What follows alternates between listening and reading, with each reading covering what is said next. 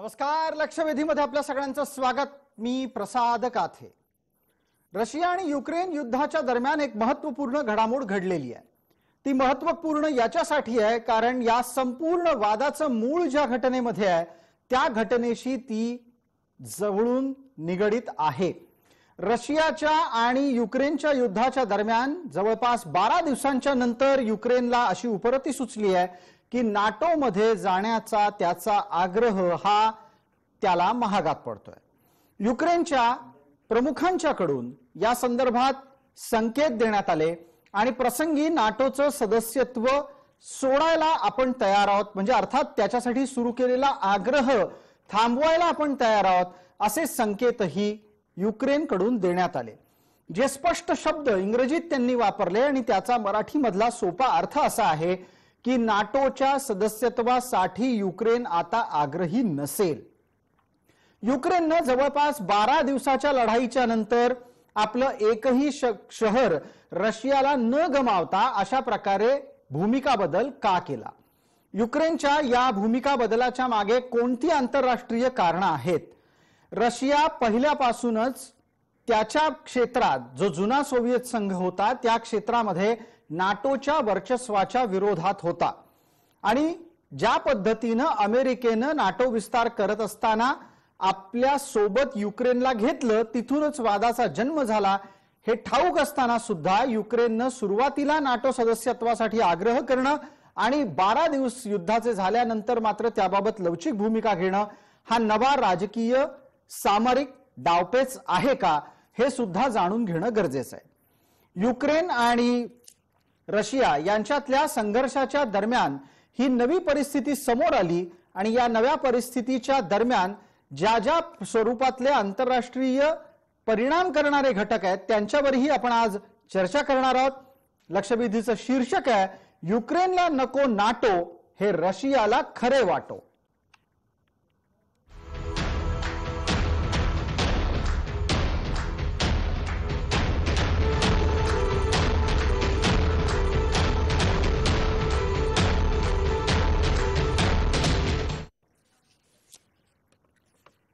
या चर्चेमध्ये आपल्या सोबत सहभागी होत आहेत दोन अभ्यासक. ही मंडळी आंतरराष्ट्रीय राजकारणावर अत्यंत बारीक पद्धतीने लक्ष ठेवून असतात.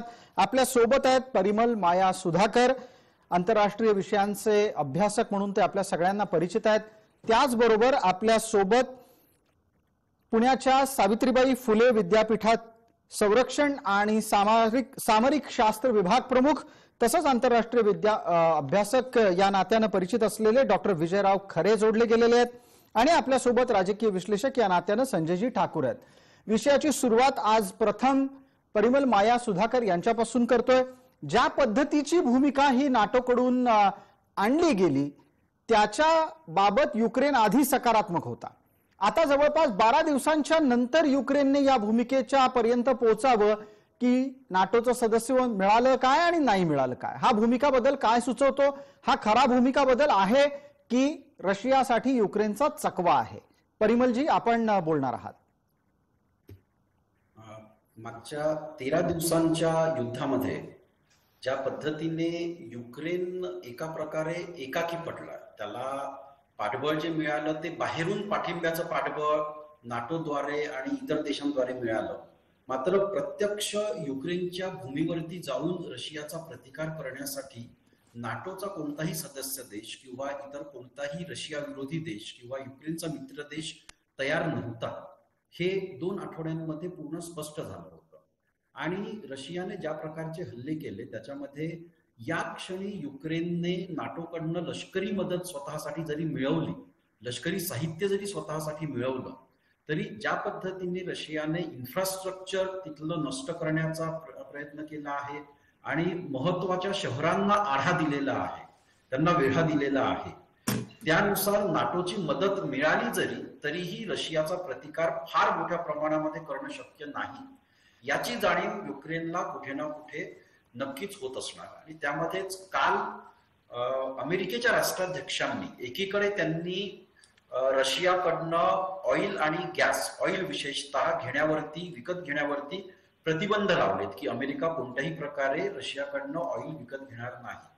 मात्र हे करत असताना त्यांनी असंही म्हटलं की जे युरोपीय देश आहेत, आमचे मित्र देश आहेत, त्या युरोपीय देशांची परिस्थिती आम्ही समजू शकतो आणि आम्ही रशियाकडनं आज तेल विकत घेत नाही याचा अर्थ असा नाही की आमचे नाटोतले इतर मित्र देश सुद्धा ते विकत घेणार नाहीत. हा एक फार मोठा संकेत होता की युरोपमध्ये रशियाकडून जो गॅस आणि ऑइल येतो तो खूप मोठ्या काळापर्यंत स्थगित होण्यासाठी मतभेद आहेत आणि त्याचा सुद्धा परिणाम कुठे ना कुठे युक्रेनच्या आजच्या या भूमिकेवरती झालेला असू शकतो. बिलकुल, आपण चर्चेला आणखीन पुढे नेऊ. आपल्या सोबत डॉक्टर विजयराव खरे आहेत. विजयराव, माझा आवाज आपल्यापर्यंत नीट पोहोचत असेल अशी अपेक्षा आहे. लष्करी दृष्टीनं या घटनेकडे तुम्ही कसं पाहता की आता नाटोचं झेंगट गळ्यात घालून घेण्यापेक्षा नको ती नाटो, आपण आपलं अस्तित्व टिकवू, हे युक्रेनला लष्करी लढाईच्या जवळपास 2 आठवड्याच्या नंतर जाणवलंय? नमस्कार. नमस्कार. खरं म्हणजे युक्रेनने हे जे डिसिजन घेतलेले आहे याची 2 महत्वाची कारणं आहेत. एक तर युक्रेन रशिया हा संघर्ष संपूर्ण जागतिक पटलावर आपल्याला असं दर्शवतो की आंतरराष्ट्रीय राजकारणातले सर्व पैलू आता बदललेले आहेत. पूर्वी एखाद्या राष्ट्राला सॅन्क्शनद्वारे आपण आपल्या एखादं राष्ट्र अंकित करू शकतो ही जी भीती होती ती आता जागतिक पटलावर त्या भीतीचं काय उपयोग आपल्याला दिसत नाही. दुसरा, युक्रेन आणि रशियाचा हा संघर्ष आपल्याला असा दाखवतो की ज्या पद्धतीने युक्रेनची डिप्लोमॅसी फेल झालेली, ही युक्रेनची डिप्लोमॅसी फेल न होता खऱ्या अर्थाने वेस्टर्न जे पाश्चिमात्य देश आहेत, नाटोचे सदस्य आहेत आणि अमेरिका आहे, यांचं हे एक अपयश आहे. आणि हे अपयश नीट जर आपण स्ट्रॅटेजिकली आपण नीट अभ्यास केला तर आपल्याला असं दिसेल की येणाऱ्या कालखंडामध्ये आता खऱ्या अर्थाने लष्करी साधन सामुग्रीचा विकास आणि त्याचं महत्व, विशेषतः ज्या शीतयुद्धाच्या कालखंडानंतर जशा पद्धतीची आर्म्स रेस होती तशा पद्धतीची आर्म्स रेस आता कदाचित वाढण्याची शक्यता आहे. याचं कारण की ज्या राष्ट्राकडे आपले सार्वभौमत्व टिकवण्यासाठी लागणारे जे संरक्षण सिद्धता आहे किंवा संरक्षण सिद्धता टिकवण्यासाठी जे साधन सामुग्री आहे, ही साधन सामुग्री वाढवण्याचा प्रयत्न होईल. आणि नेमकं हेच अमेरिकेसह जे डिफेन्स प्रोडक्शन करणारे जे देश आहेत यांनाही हेच अपेक्षित होते की या संघर्षामुळे जागतिक पटलावर एक मेसेज असला पाहिजे आणि तो मेसेजमध्ये संरक्षण साधन सामुग्रीला अधिक महत्व देणं गरजेचं. हा एक त्याच्यातला सर्वात महत्वाचा पैलू आपल्यासमोर दिसतो. दुसरं असं की या नाटोचं जे सदस्यत्व त्यांनी आता सध्या नाकारलेलं आहे त्या नाटोच्या संदर्भामध्ये सुद्धा विविध मतभेद आहेत. म्हणजे 1999 पहिल्यांदा पोलंड, चेक रिपब्लिक, हंगेरी आणि नंतर 2004 मध्ये जी बाल्टिक स्टेट, इस्टोनिया, रोमानिया आणि बल्गेरिया हे जेव्हा सदस्य झाले तेव्हापासून रशियाची भूमिका स्पष्ट होती की यापुढे जर नाटोचा एक्सपान्शनचा विषय आला तर रशिया आपल्या ताकदीनिशी त्याचं काउंटर करेल आणि त्याचं कुठलंही भान न ठेवता वेस्टर्न कंट्रीने, विशेषतः अमेरिकेच्या डिप्लोमॅसीसह इतर नाटोच्या सदस्य राष्ट्रांच्या प्रमुखांनी आणि त्या ऑर्गनायझेशनने केवळ रशियाला नामोहरम करण्यासाठी जी नीती अवलंबली, म्हणजे पूर्णपणे युक्रेनच्या पाठीशी नाही आणि पूर्णपणे त्या ठिकाणी त्याला याचं हे नाही आणि केवळ फक्त मेडिकल आणि इतर साधन सामुग्री देऊन आणि छुप्या पद्धतीने लष्करी साधन सामुग्री देऊन युक्रेनला एका आयसोलेशन करण्याचा प्रयत्न केला आणि त्याचंच फलित म्हणजे आज युक्रेनने ही भाषा केलेली आहे की आता आम्हाला नाटो नको आहे. बिलकुल, याच्यातला एक भारताच्या दृष्टिकोनानं राजकीय मुद्दा काय असू शकतो यावर एक पटकन मत आपण नोंदवून घेणार आहोत आपल्यासोबत असलेल्या संजयजी ठाकूर यांचं. संजयजी, आतापर्यंत आपल्यासोबत झालेली चर्चा आपल्यापर्यंत नीट पोहोचली असेल, ऐकायला आली असेल अशी अपेक्षा व्यक्त करतो आणि त्या अनुषंगानं पुढचा प्रश्न आपल्यासाठी विचारतो की भारत या सगळ्या वादामध्ये पूर्णपणे तटस्थ राहिला. पहिल्यापासून भारताचं म्हणणं हेच राहिलं की युद्ध हे योग्य नाही, युद्ध टाळलं गेलं पाहिजे. त्याच्या पलीकडे जाऊन भारतानं या संपूर्ण प्रकरणामध्ये आपल्या फसलेल्या, तिथं अडकलेल्या नागरिकांना परत आणण्याच्यासाठी प्रयत्नावर अधिक जोर दिला आणि त्यात सुद्धा रशिया आणि युक्रेन या दोन्ही देशांशी भारत संवाद करत राहिला. पंतप्रधान नरेंद्र मोदी यांच्या मुत्सद्दीपणाच्यामुळे आतापर्यंत ज्या ज्या घटना घडल्या आहेत त्या समोर आहेत. आता युक्रेनची नरमाईची भूमिका आहे.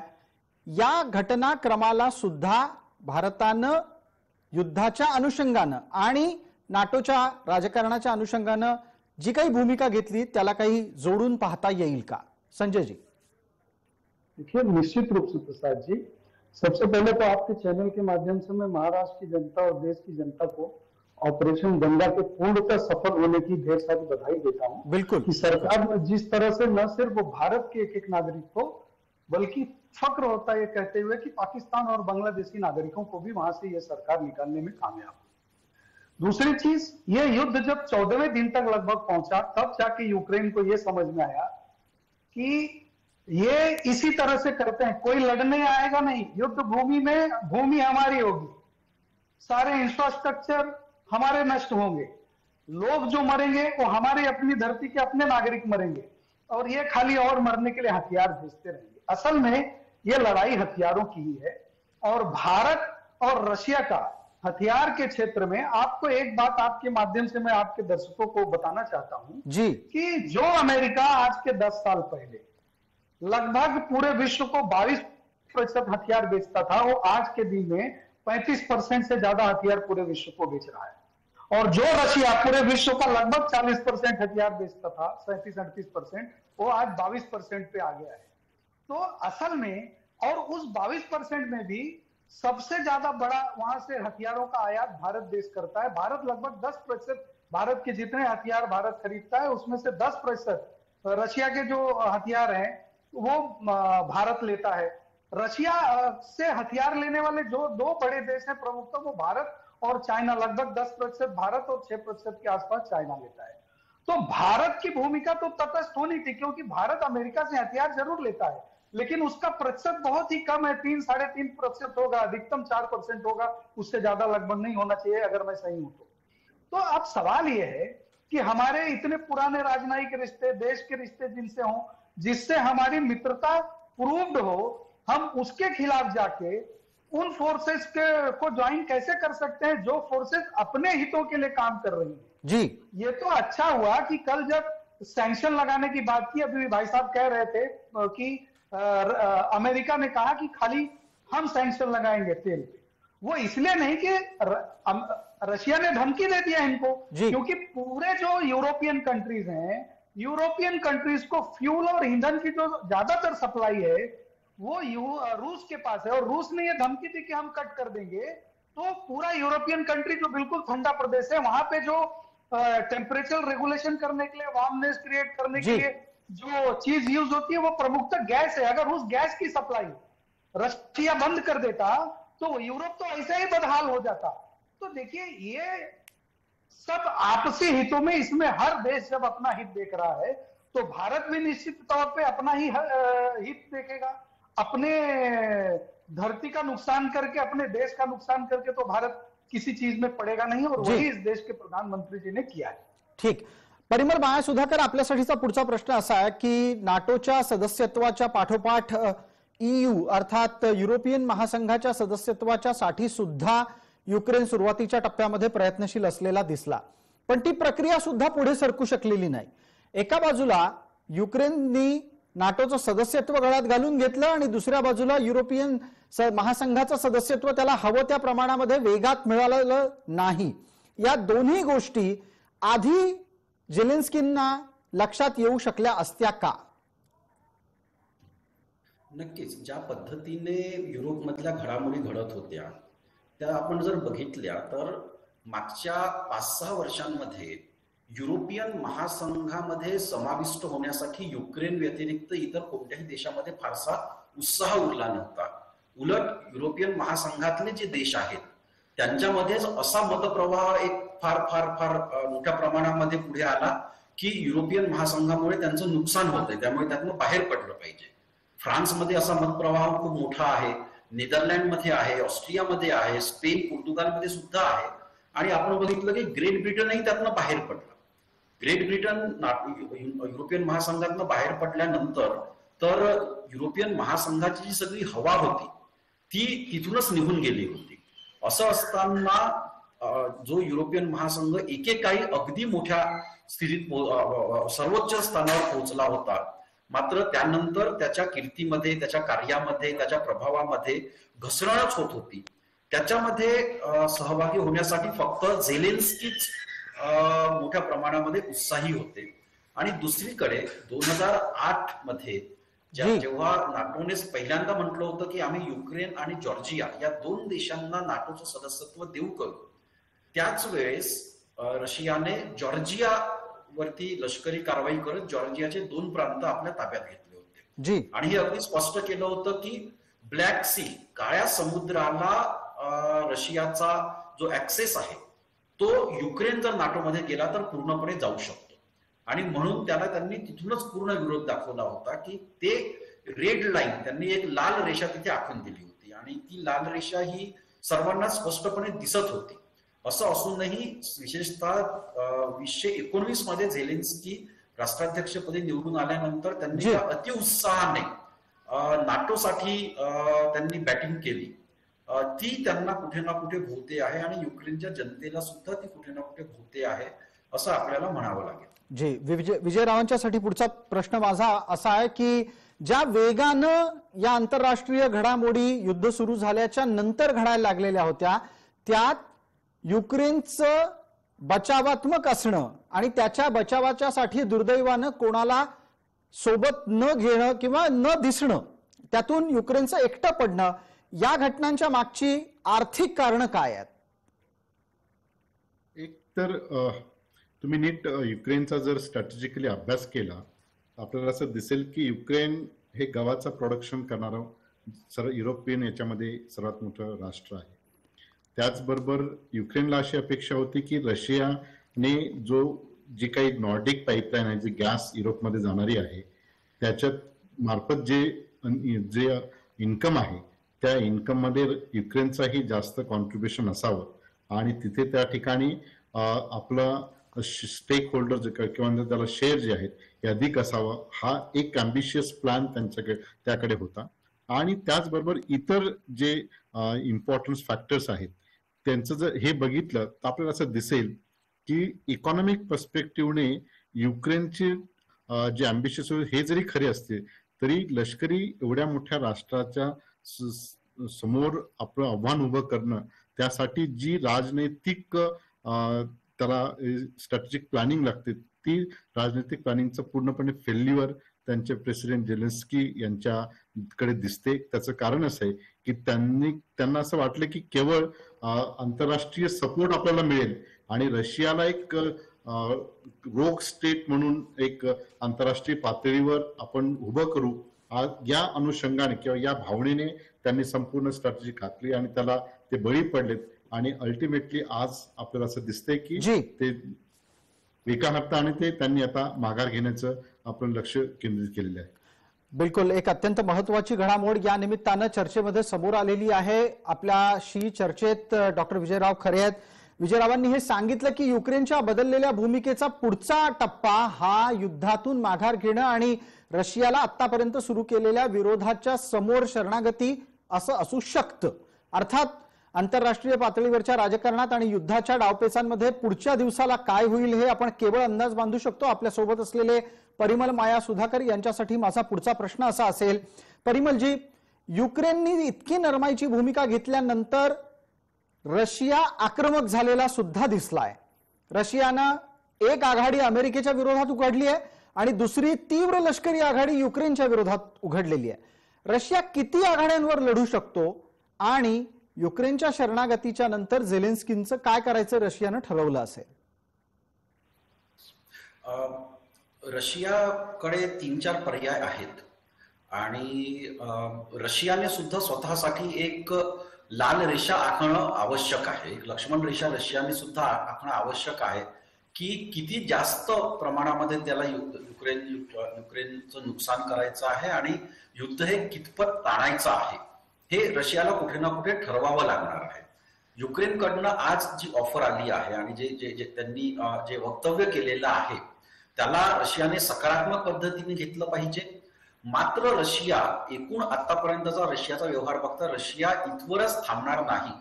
तर याच प्रकारचं वक्तव्य जोपर्यंत अमेरिका आणि नाटोकडनं येत नाही, आणि त्याचप्रमाणे अमेरिका आणि नाटो, युरोपियन महासंघाने जे प्रतिबंध रशियावरती लादलेले आहेत ते उठवण्यासाठी जोपर्यंत बोलणी सुरू होत नाही, तोपर्यंत रशिया त्याचा आक्रमक व्यवहार आणि युक्रेनवरचं आक्रमण हे सुरूच ठेवणार.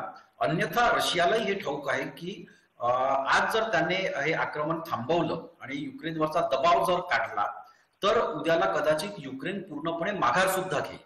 आणि हा केवळ आणि केवळ वेळ विकत घेण्याचा एक डाव युक्रेनचा असू शकतो. तो तसा असू नये म्हणून येत्या आठवड्यामध्ये, पुढच्या आठवड्यामध्ये आपल्याला असं बघायला मिळू शकतं की रशिया हे आक्रमण अधिक तीव्र करणार, आणि तो केवळ युक्रेनवरच नाही तर अमेरिका आणि नाटोवरती सुद्धा वक्तव्य देण्यासाठी आणि रशियाच्या इतरही ज्या मागण्या आहेत त्यावरती बोलणी करण्यासाठी तो आणखी दबाव आणणार. परिमल, माया सुधाकर यांनी भविष्यात लष्करी पातळीवर युद्धभूमीतून काय काय बातम्या आपल्याला मिळू शकतील याचा एक संकेत आपल्याला दिला.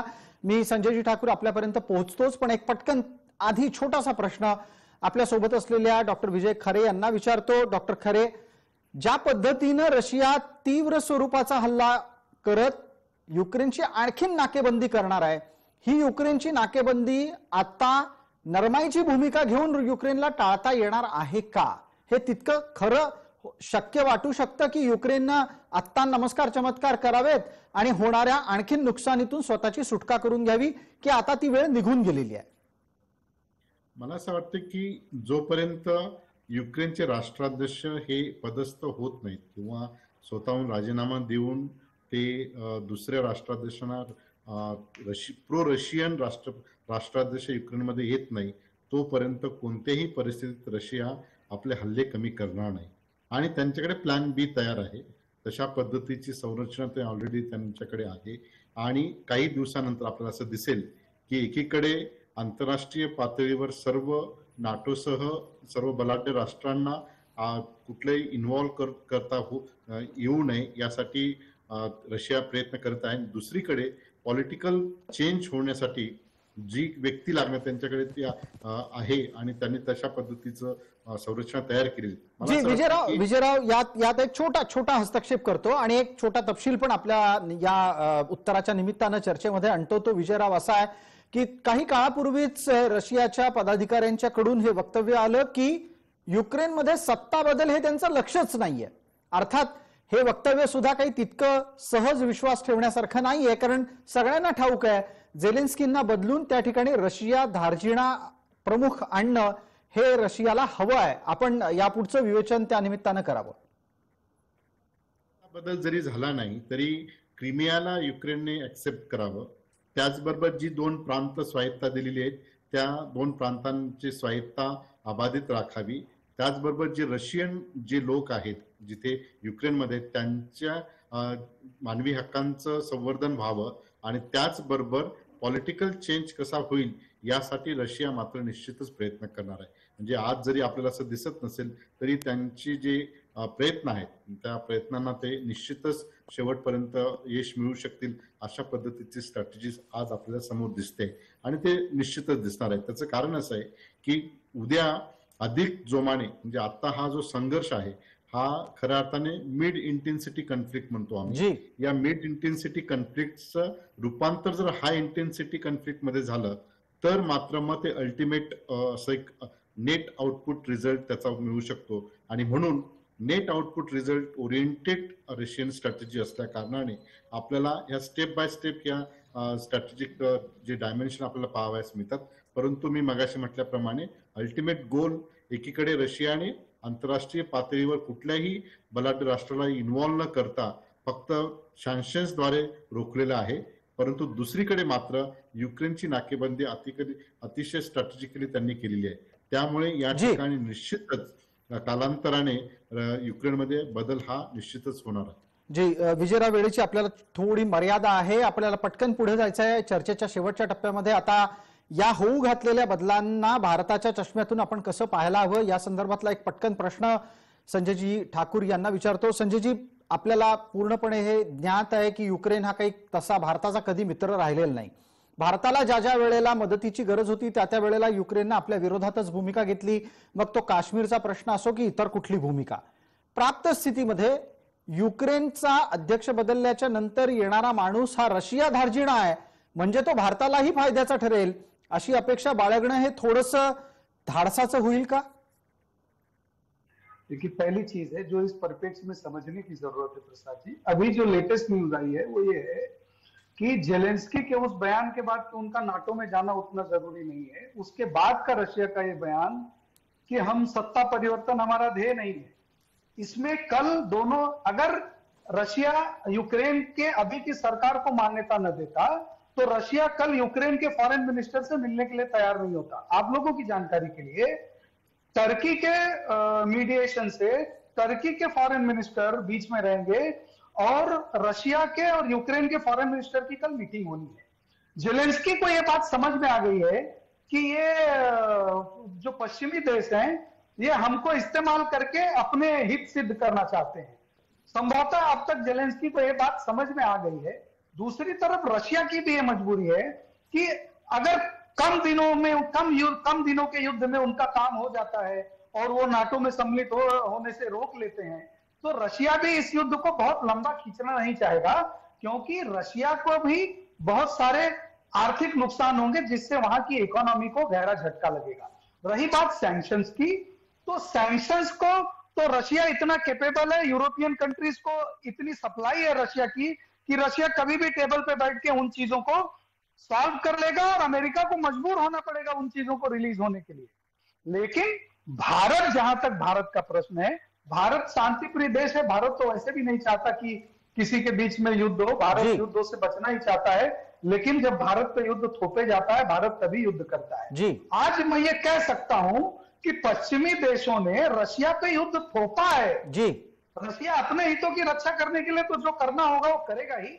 लेकिन रशिया भी ये जानता है कि अब अगर यूक्रेन को अकल आ जाए और यूक्रेन नाटो में न जाए और ऐसा कोई लिखित कल अगर उनके विदेश मंत्रियों के बीच में ऐसी कोई वार्ता में कुछ ऐसे लिखित प्रस्ताव मान लिए जाते हैं तो मैं ये समझूंगा कि आने वाले समय में ये युद्ध जल्दी ही रुक सकता है. इसका कारण है कि कीव को घेर के रखा है रशिया ने, लेकिन 4 दिन से कीव के अगल बगल की बमबारी करना बंद कर दिया है. और रशिया को जे क्षेत्र चाहिए थे, जहां उनका मुख्य इंटरेस्ट था, उन क्षेत्रों पे लगभग रशिया कब्जा कर चुका है. ठीक. तो देखने वाली बात यह होगी कि कल के नेगोशिएशन में यूक्रेन क्या छोड़ता है और रशिया क्या पाता है. इसी बात पे मुख्य रूप से निर्भर होगी कल की वार्ता. और कल की वार्ता, निर्णायक वार्ता, ये तय करेगी की आगे अब युद्ध कितने दिन और चलेगा. बिलकुल, धन्यवाद या उत्तराच्यासाठी. आपण सर्व मान्यवर या चर्चेमध्ये जोडले गेलात, आपलं मतप्रदर्शन केलं आणि युद्धाच्या निमित्तानं चालू असलेलं आंतरराष्ट्रीय राजकारण सोप्या शब्दांमध्ये आमच्या प्रेक्षकांपर्यंत पोहोचवलं, त्याबद्दल मनपूर्वक आभार. लक्षवेधीच्या या भागामध्ये तुर्तास इतकंच. सर्व प्रेक्षकांना जय महाराष्ट्र.